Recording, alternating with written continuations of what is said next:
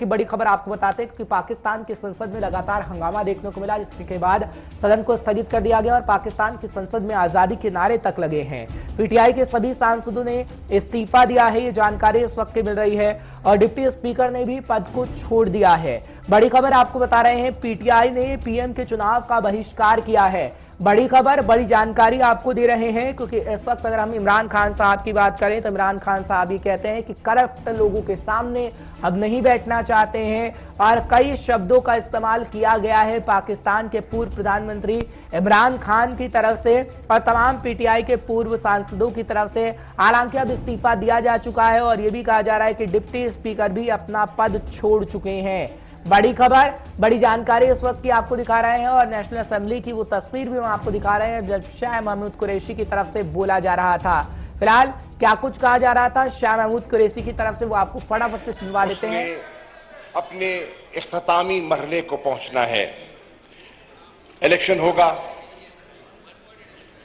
कोई कामयाब होगा और कोई आजाद होगा।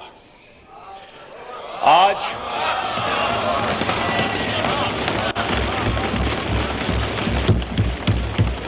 कौम के सामने दो रास्ते हैं और कौम को एक रास्ता अख्तियार करना होगा।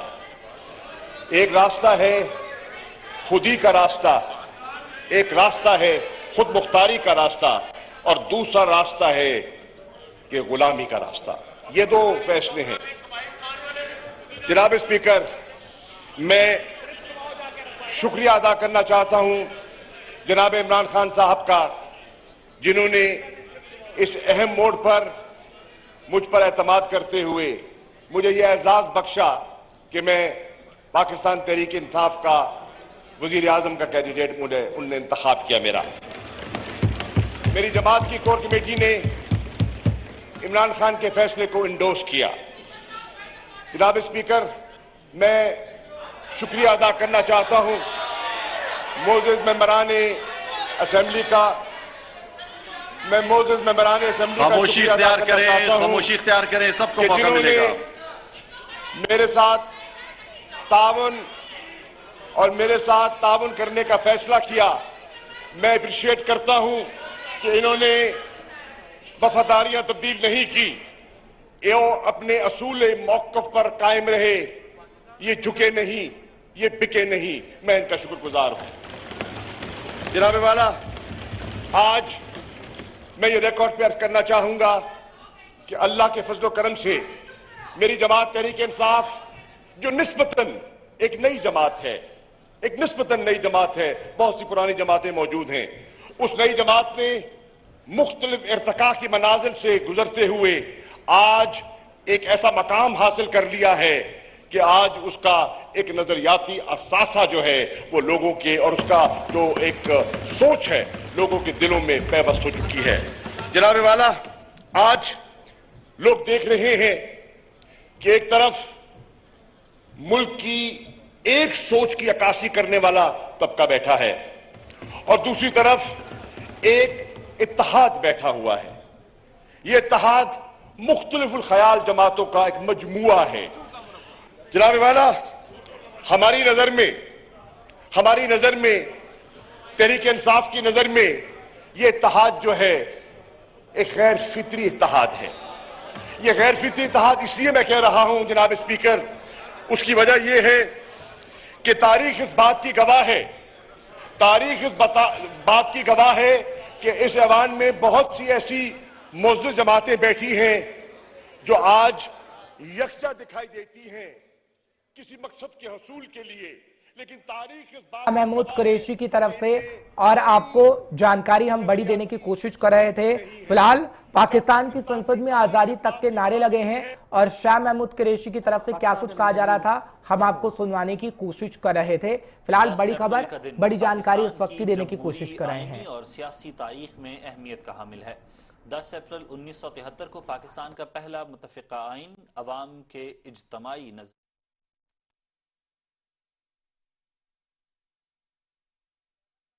हमारे साथ जुड़ गए हैं, हमारे सहयोगी हैं, पूरी नजर वो इस पर बनाए रखे हुए थे। रहमत, बहुत बहुत शुक्रिया 5 के पंच में अपना समय देने के लिए। रहमत, आजादी के नारे लग रहे हैं, ये भी कहा जाता है कि थोड़ी देर में शहबाज शरीफ साहब संबोधन भी करेंगे। सब पर कहा जाता है कि आवाम को बताने की कोशिश की जाएगी अब नया प्रधानमंत्री मैं बनने जा रहा हूं, लेकिन क्या लगता है आपको भविष्य इमरान खान का क्या है, जब इमरान खान साहब कह रहे हैं कि हम बिल्कुल भी नहीं बैठेंगे करप्ट लोगों के सामने और एक नया दौर पाकिस्तान में शुरू होने जा रहा है?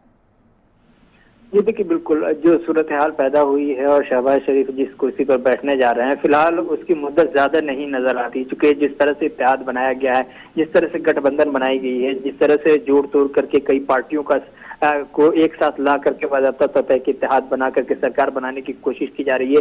आज सुबह ही सुबह हमने देखा कि बिलावल भुट्टो जरदारी की जो पार्टी है, पीपल्स पार्टी, उनके जो एमएनएस है वो दो हिस्सों में बट गए हैं कि एक ग्रुप का ये कहना है कि हमें सरकार में शामिल होना चाहिए, यानी कैबिनेट में शामिल होना चाहिए, दूसरा ग्रुप ये कह रहा है कि हमें कैबिनेट में शामिल नहीं होना चाहिए। तो कहीं ना कहीं पहले दिन से, सरकार बनने से पहले ही ये उठापटक शुरू हो चुका है और आने वाले 1.5-2 महीने में देखेंगे कि इसमें कहीं न कहीं चूंकि कई पार्टियां हैं, इसलिए एक में एक पार्टी ऐसी रहेगी जो मुसलसल टकराव की सूरत हाल में रहेगी। इसलिए माना यह जा रहा है कि सरकार बंद तो जाएगी, आज 8 बजे ओथ ले लेंगे, शपथ ले लेंगे शहबाज शरीफ, लेकिन साथ ही साथ माना यह जा रहा है कि 1 से 2 महीने तक चलते चलते उसके बाद फिर इस सरकार को गिरना ही है और इलेक्शन के करीब पहुंचना ही है। मान लिया जा रहा है और माहिरीन का कहना है कि आने वाले 6 महीने ऐसे होंगे जहां तक के 6 महीने वक्त मिल जाएगा इलेक्शन कमीशन को भी, और उस 6 महीने के बाद में पाकिस्तान में बाकायदा तौर पर। चलिए ठीक है रहमत, बहुत बहुत शुक्रिया तमाम जानकारी पहुंचाने के लिए, दर्शकों को अपडेट रखने के लिए। फिलहाल रहमत जानकारी दे रहे थे हमारे साथी और बता रहे थे कि अब क्या पाकिस्तान के अंदर चल रहा है और आगे आने वाले भविष्य में क्या कुछ हो सकता है।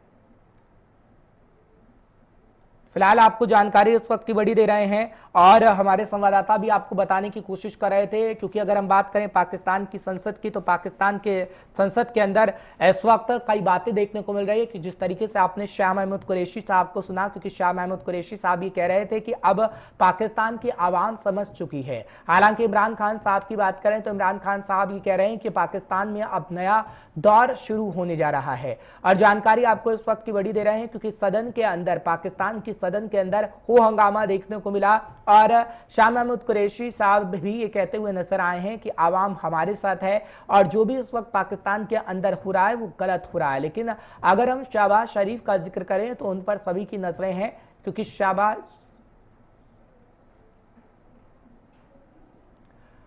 आयाज साहब की तरफ से क्या कुछ कहा गया, जो डिप्टी स्पीकर रहे जिन्होंने अभी इस्तीफा दे दिया है, उनको सुनवाते हैं आपको कि उनकी तरफ से क्या कुछ कहा गया है। सुनिए।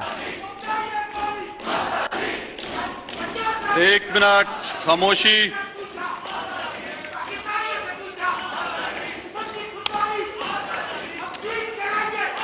खामोशी, मैंने एक अहम बात करनी है, खामोशी जी। ये जितने भी गैलरीज में बैठे हैं इनको निकाल दिया जाएगा अगर किसी ने भी नारेबाजी की। यहाँ पे आप पे तमाम पे लाजिम है कि आप खामोशी से कौमी असम्बली की कार्रवाई सुनने के लिए आए हैं, यहाँ पे एज ए मेहमान आए हैं और आपने इस ऐवान का एहतराम करना है। मैंने आपसे जरूरी बातें करनी है। अदालत उज़्मा के हुक्म के मुताबिक पाकिस्तान के वज़ीर आज़म इमरान खान के खिलाफ अदम एतमाद पर वोटिंग हो चुकी है और इसका नतीजा आप सबके सामने है। पिछले कई रोज से मेरी रूलिंग जो मोरखा 3/4/2022 को मैंने दी, जो अदालत ने गैर आईनी करार दी, इस पर काफी बहस हुई है।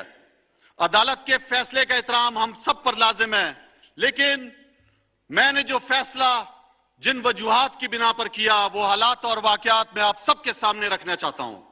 वो फैसला मैंने एक मुहिब वतन पाकिस्तानी की हैसियत से किया। वो फैसला मैंने कौमी असम्बली के एक मुहाफिज के तौर पर, स्पीकर के तौर पर किया।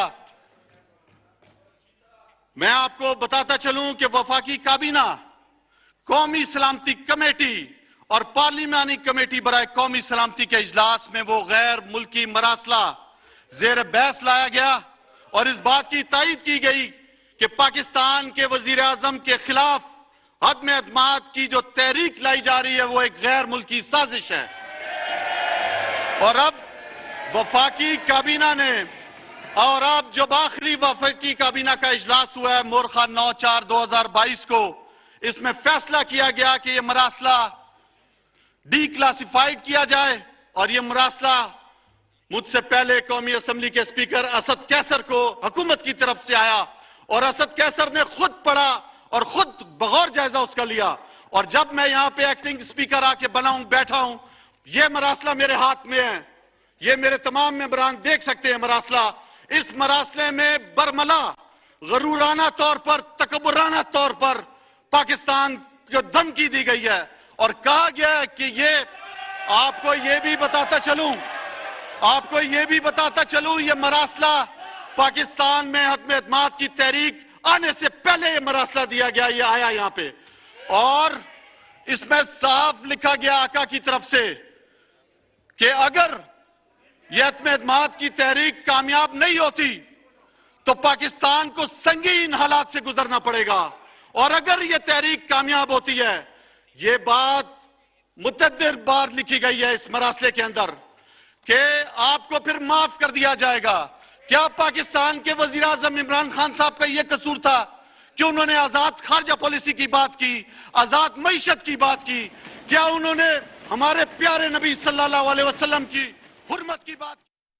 तो स्पीकर ने इस्तीफा दे दिया है और वही हम आपको सुनवाने की कोशिश कर रहे थे कि अब ये स्पीकर नहीं रहे जिनकी तरफ से इस्तीफा दे दिया गया। हालांकि चिट्ठी भी दिखाने की कोशिश की गई और बताने की कोशिश की गई कि जिस तरीके से विदेशी ताकतों की बात कही गई, जो इमरान खान साहब कहने की कोशिश कर रहे थे, वो वाकई सही था और सरेआम स्पीकर की तरफ से इस्तीफा दे दिया गया, जो हम आपको इस वक्त सुनवा रहे थे 5 के 5 प्रोग्राम में गुलिस्तान न्यूज पर। लेकिन